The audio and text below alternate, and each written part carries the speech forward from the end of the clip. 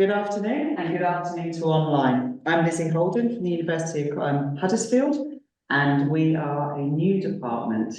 So we are faced with this choice right now. I'll introduce the or Wayne will introduce himself in a moment as well, from Huddersfield also. So I'm going to throw this provocation, to use a code word, back at you. And then what we're going to do is we're going to talk a little bit about our context. I'm going to give some framing, some of the elements that we're grappling with in terms of this question, because we are babes in the woods. And then we're going to go into a slither of the elements that we're doing. And Wayne will talk us through a concrete example that is just a tiny part of what we're doing, so that you can actually visualize it in a way that makes sense. And then we come back up into the big picture in terms of back to that question, in terms of elements you want to ask us, but also thoughts you would have if you had the opportunity. I don't know if it's because I'm at a stage of life where I have these questions about myself in my life as well as in work, so it's always good to take that opportunity to reflect.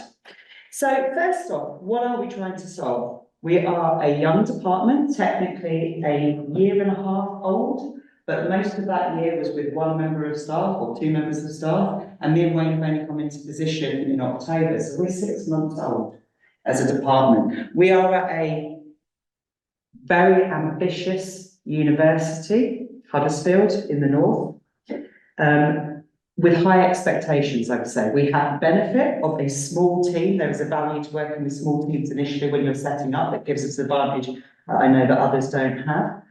But we have finite resources as well. There's a lot on our shoulders, and there's only so many people to do that. We also don't have the luxury of buy-in, add-on, any of those elements. We have to work within what we've got. Okay, so it's how do we make do with what we actually have in terms of the choices we're making. And we want to be inclusive, we want to be aspirational, we're learner focused, we want amazing courses for our learners, we want really solid experiences, we want curious practitioners, we want to give an accessible learning experience and a solid one. There's a lot that we're trying to achieve. Okay, so how can we do this? With those elements in the mix, what choices could we make to make sure we can be that inclusive, that learner focus, that solid learning experience and course department for our distance learners and for our online learners? SharePoint. Automatic is the solution. I'm being slightly flippant here. It's actually about how do we, and I promise this isn't because you've got two universities from the north and we haven't telepathically spoken to each other, but actually systems is really important. And how can we use SharePoint? Because that's what we've got. We haven't got luxury of going and exploring other things. We need to use what we have. We need to think about systems integration in our university. We need to think financially responsibly. So we're talking about SharePoint on automation. One thing that we're not that keen on in Huddersfield is redoing things meaninglessly. You know, all of those manual processes, which we seem to have quite a lot of in digital learning, that actually would be really nice to try and move out the way. We've got a lot of ideas, we've got a lot of knowledge within the team. I think it's fair to say to take us down this route. We have big plans for this, by the way, which we'll touch on after Wayne talks us through our example. So we are moving towards a model, I think it's fair to say, isn't it, Wayne, in terms of automating parts of the process to make life easier for us, so that then we are practitioners that can focus on being creative. Our energy is on the relationships that we're trying to build, the creativity that we want to pull in, not on where are we storing elements. Have we got a single source of truth for our documentation? We want to eventually be able to take components of courses and reuse them and slot them into different platforms, and Wayne has a plan for this long term that we're going to start experimenting with. We started on a smaller scale, haven't we, in terms of actually how do we store our workflows? Is that the way to sort of best explain it? Store our workflows. So store the processes of what we're doing. How did we get there? You know, it was really interesting about moving from one institution where I was really used to the language and working with some amazing colleagues at Huddersfield, but we come from different areas. Some of us have transferred into this department, some of us are from learning design backgrounds, is just how many conversations we needed to have at the part and how we were using different language for the same things.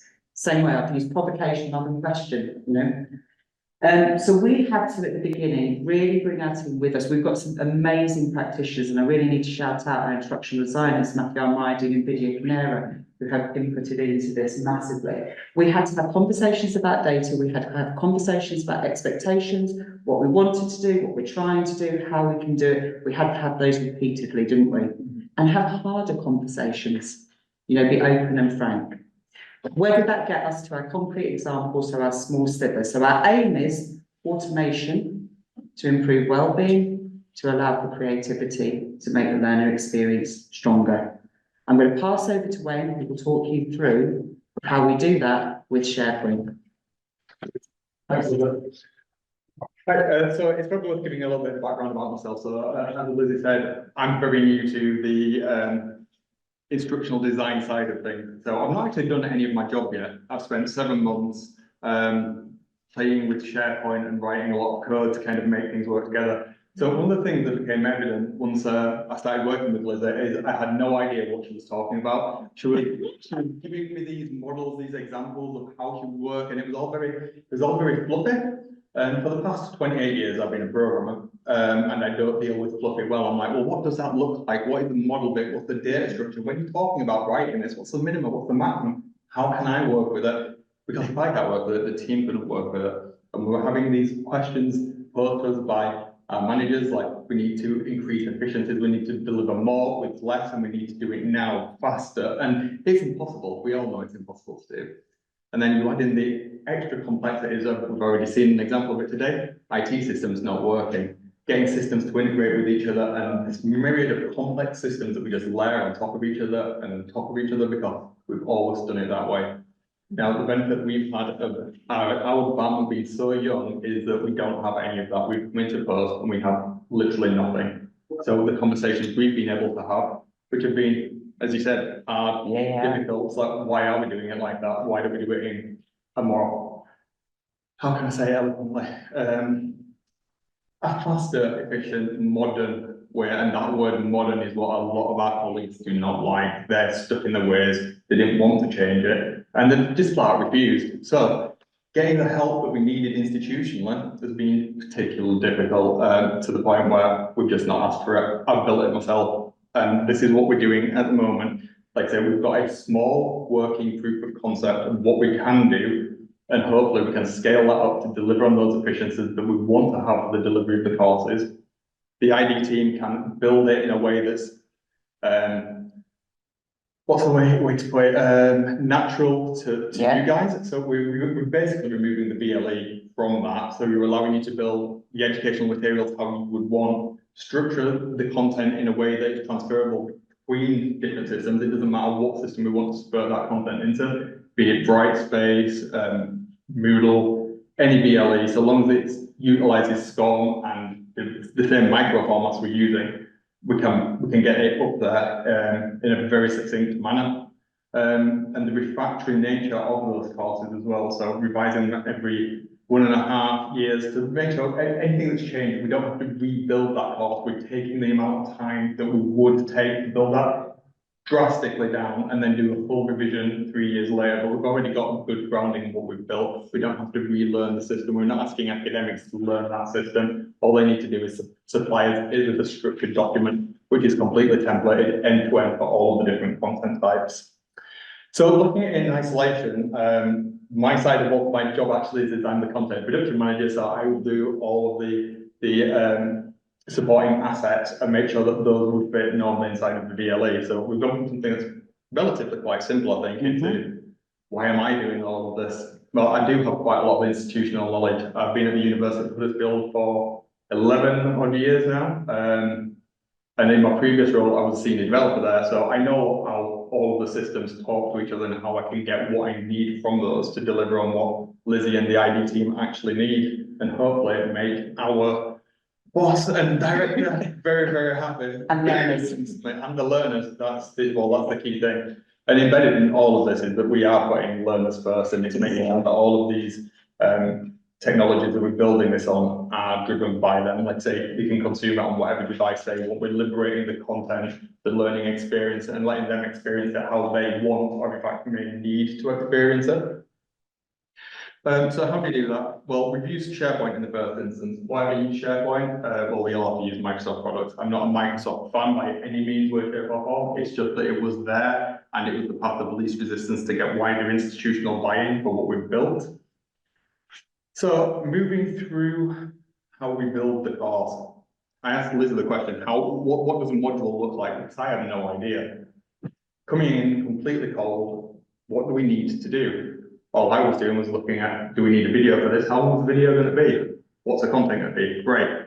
But it could be a video, it could be an image, it could be a piece of surrounding content. It could be a whole myriad of things. And then we've got to add in all of the other processes. We've got the review points, the QA checks, the accessibility.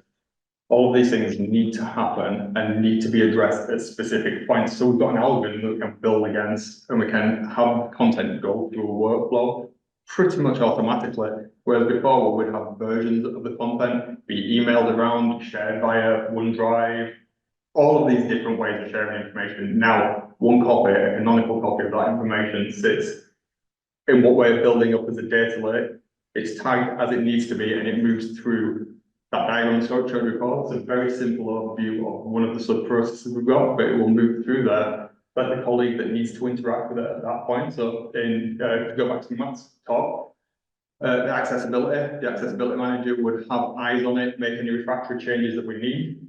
We've written a small tool that snaps in that will check the content against the WCAG guidelines to make sure that all of the presentational guided needs are already addressed in there and just flagged up to the user. So at that point, then it makes it a little bit easier for the accessibility manager. He can just do what he needs to do, that, put the report together, and then it's back to the author of the content to fix those accessibility changes. Once that's done, it would go back to the ID manager, make sure she's happy with it, change the tag, and then it goes into deployment. Effectively, then it's staged. We can just click that this needs to go live now, and it gets straight into the VLE, and it's live for the student. We just completely removed any need for us to use the VLE. It's in a Word document or a spreadsheet, whatever that content wants it to look like, needs to look like. That's where it is. That's where it's changed. No need to refactor at any point.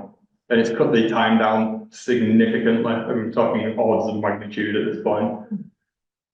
Yeah, and it's not and it's not that we can make courses obviously magically appear. It just means that our focus and our attention and our time is on places where, as designers, we want to be. Yeah, the easy part is functionally done now. It lets the design of the course, the important part of the education, how we want the learner to be able to learn, to concentrate on us building compelling, engaging content for the user, which is what we want. Yeah. All of the barriers we're trying to reduce those and get them out of the way so we can deliver on the efficiencies with less money.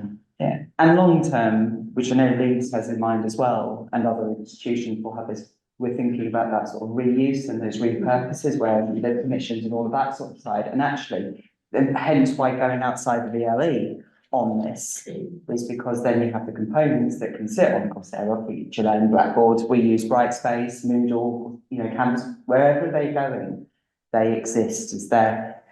Use the proper technical speak, and I say the beautiful little bodies out in the world, but they can lay themselves wherever, lay their hat where their home is, type of element. And yeah, that's why, so from end to end, our next sort of stage of this work, because remember, we're still young, is kind of moving that through so that we can do that at the whole course process and actually experiment with how we can bring academics into that and see whether we can, big ambitions, move that out beyond us as learning designers as well, see what happens there. I won't promise that that's going to be an easy job, and there's an evaluation piece with that also, but that would be really good at kind of opening up that element for the academics that we work with and the subject matter experts that we work with. So yes, that's our ideas and aims in terms of helping wellbeing, in terms of the wellbeing of the teams, the wellbeing of the academics, and therefore also hopefully the wellbeing of the learners, because they get a better designed course, not a course that's designed because of time. I think, just leave it there in terms of, thank you. Thank you.